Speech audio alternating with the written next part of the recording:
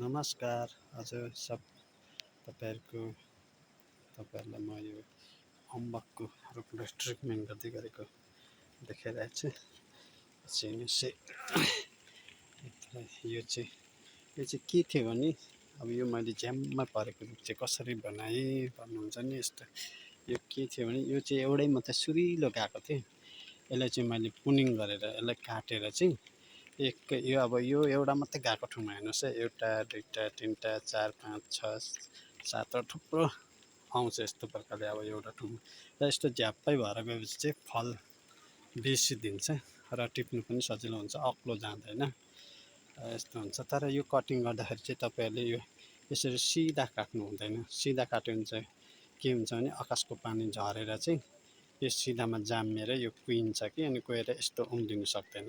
यसलाई चाहिँ यस्तै प्रकारले छड्के काटिदिनुपर्छ। छड्के काट्दा चाहिँ यो आकाशको पानी परेर चाहिँ यहाँ लागेर चाहिँ यसो चिप्लेर हुँदै जान्छ र यहाँ जामिने चान्सेस हुँदैन र यो मक्किँदैन। यस्तै प्रकारले रहन्छ र योहरू चाहिँ यसरी राम्रोसँगले यसरी मुना पालेर चाहिँ यस्तो हाँगा हुन्छ र यसलाई चाहिँ कटिङहरू सार्नु पनि सजिलो हुन्छ। यस्तो झ्याप्पै पनि हुन्छ अनि यसमा पनि फेरि यो सानो सानो आएको यस्तो मुनिको चाहिँ यस्तो सबै काटिदिनुहोस्। यसरी यो चाहिँ काटिदिनुहोस्। योलाई चाहिँ मुनिबाट आएकोलाई चाहिँ सबै काटिदिनुहोस् यसरी। यो चाहिँ वाटर सुट हो, यसले चाहिँ फल्दैन, वाटर सुटले चाहिँ फल्दैन। योहरू चाहिँ एकदम यो माथिबाट आएकोहरू मात्रै राख्नुहोस्।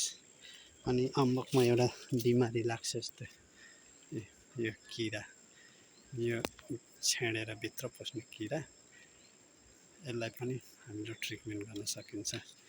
यसलाई चाहिँ के गर्नुपर्छ भने मैले अघि रेडी गरिरहेको छु दबाई।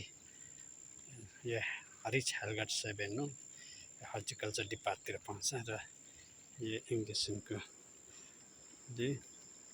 यो दुलोमा चाहिँ हल्का यसो ठेलेर यो दबाई लगाइदिनुपर्छ।